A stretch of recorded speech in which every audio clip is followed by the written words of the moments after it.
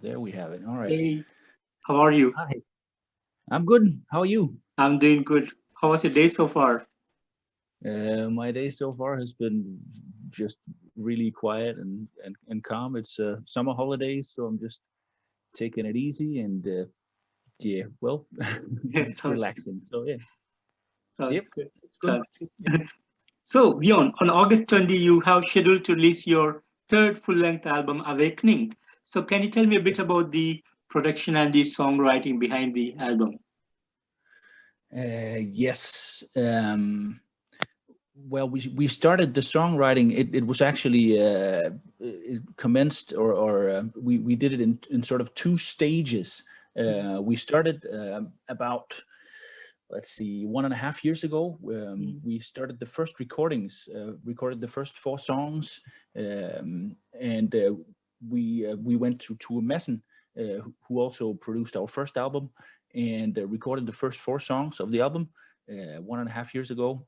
And then we commenced writing after that, and finished recording the last five songs last fall. So it's almost a year ago that we finished recording the last five songs. And obviously, we've then we've been stalled by the coronavirus and stuff like that, because we we had hoped to release it sooner, but um, yeah, but that's the way it turned out, and we're looking very much forward to finally releasing it this August here. So it's been a rather long process, and our new guitarist Thomas has contributed tremendously in the songwriting process. He's been really active in that. It's also his first album, um, and yeah, so he was really uh, yeah, very much in the creative process. A very important Yes, factor.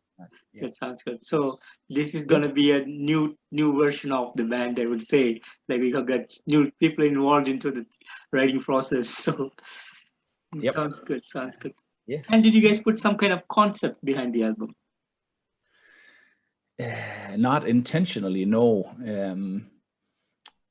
It is just sort of it is the same as the last couple of albums, that Mhm. we write what we feel, and we don't have a specific direction that we want to take the songs in, but it, we just follow where they lead us, and it's the same here, that we didn't intend for um, yeah, the different songs to come out as they did, but they are what they are, and some of them are heavier than what we've done previously, and some of Yeah. them are more um, easygoing, and we also still have the southern vibe in some Yeah. of the tunes. Yeah, so um, but yeah, it just happens when when we write stuff.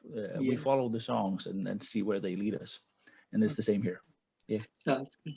And is the cover art of the album has anything to do with Awakening, or how what do you try to depict in the cover art of the album?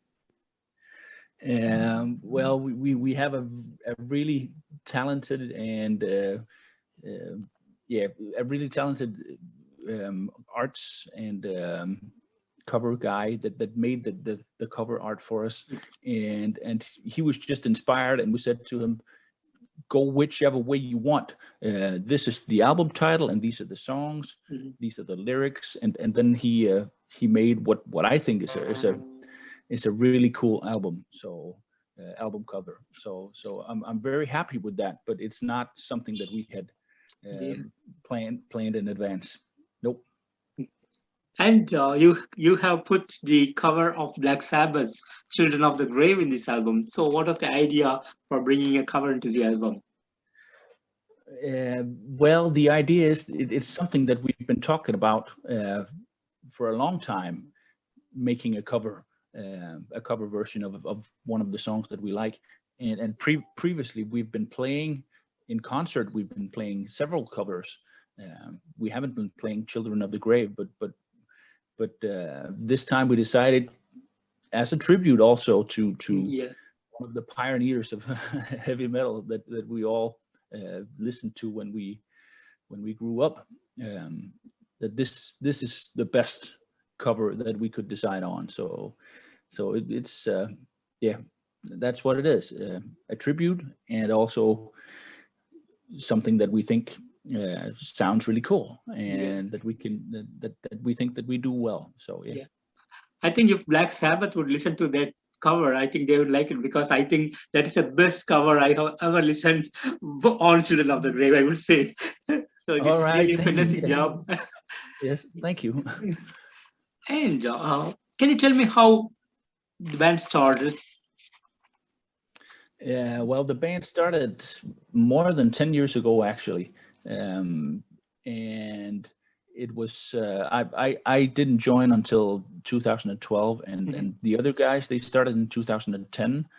And it was our drummer, Kip, and our bass player, Jeppe, and our guitarist, Jan. They started it with one of their good friends, NP, who sang on the first demo that they made, and he's now the drummer of the new death metal band Blood Gutter. Yep, and still a good friend of ours.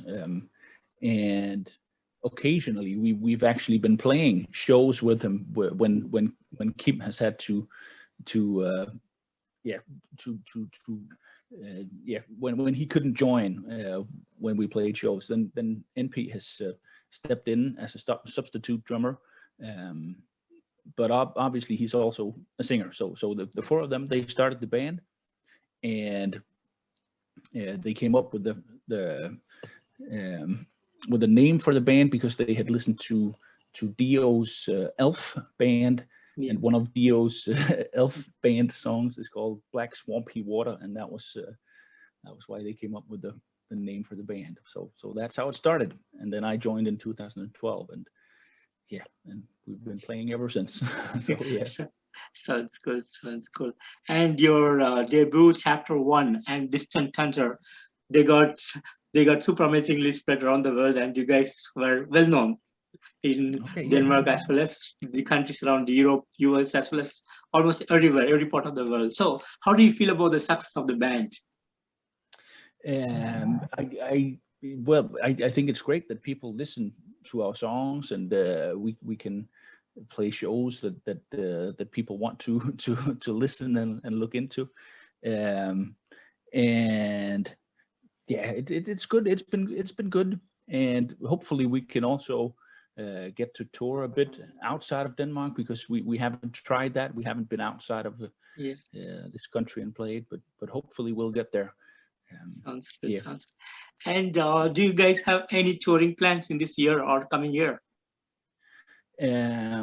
We have a few shows in the fall when we release the album, but also because of the coronavirus, it's been the corona lockdown. It's been tough getting shows.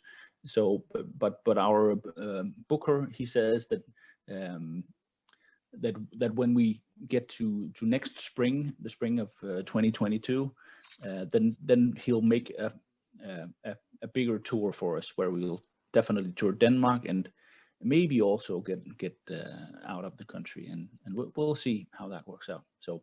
So far just a few shows in the fall, but hopefully more in the beginning of 2022. Sounds good.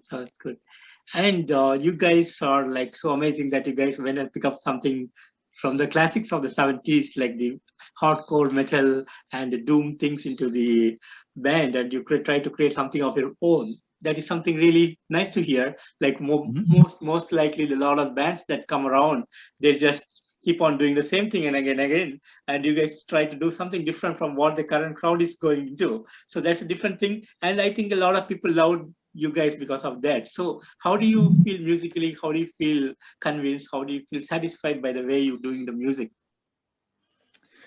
Well, as I said, when you asked about how we make the the records. It's just we follow the songs, and if we feel like doing something more heavy, then that's what we do. And if we feel like doing something more easygoing or more bluesy or southern rock style, then that's what we do. So we don't have a sort of a formula that we need to follow. We don't force a specific sound onto our songs. So I'm really happy that this is what people hear as well, that they can hear, okay, we do it for the music. It's not it's not the other way around, that we try to make our music fit into a specific category.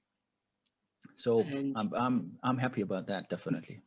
Great to hear that. And what would be the future plans for the band? Well, it's the same. It's business as usual, I think. Now we are releasing this album, and then we get to play some shows and a tour to sort of support that album. And but we've also already started writing new songs, so it's sort of the routine is up. Writing process is starting, and then it's in a year or two, then it's album recording and playing shows. So and hopefully we can reach bigger audiences and get to play bigger festivals, which is obviously what every band hopes for, and we hope for that as well. So sounds good. So and those are the what plans. would be the dream venue for you guys to go and play for that you have never done before? But the dream venue in Denmark is obviously the biggest festival that we have here, which is Roskilde Festival. Yes. If we can get to play that and play the orange stage there, which is the biggest stage, that would be obviously something truly amazing, but obviously also something that very few people get to experience. So that's the biggest venue here in Denmark. And abroad, well, some of the big festivals and Madison Square Garden or whatnot, stuff like that. But obviously that's also something very few bands get to experience. But we'll see. We'll just take it easy and see where it goes. And what would you like to say for the people who do not know about Black Swan Border? I would say give us a listen, see if you can, and maybe just listen to more than one song, because they do have different expressions, the different songs, and hopefully we can convince you guys that have not listened to Black Swamp Water that we make good music. So that's what I would say. Yes, give us a listen. Sounds good. Good. And finally, what would be the message that you want to give to your fans around the world? I just want to say thank you for supporting us and listening to our music, and hopefully you'll continue to do that when the new album comes, and hopefully I'll get to see you guys out there sometime live, because obviously that's a much cooler experience for everybody, also for us to play live shows with live audiences. It's just so much more fun. So hopefully we can get to see a lot of you fans out there in the future. Great. Yep. Sounds great. And thank you so much for your time today.